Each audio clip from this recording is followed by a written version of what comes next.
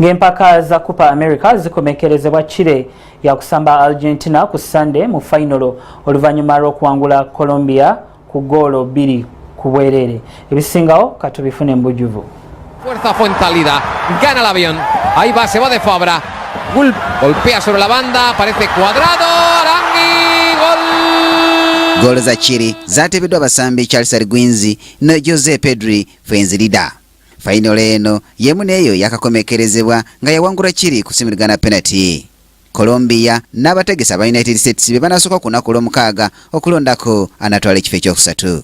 Yo Argentina okutuuka ku final yawangudde abategesa ba United States ku goolo nya ku bwerere omwabadde ne free kick ey'ebyewuunyo eyateebeddwa omusambi Lionel Messi ne mufuula omusambi akyasinze okutebera eggwanga lya Argentina mu mpaka zino.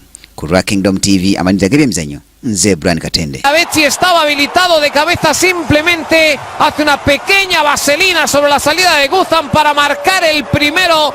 Minuto 3, Argentina se adelanta a Estados Unidos.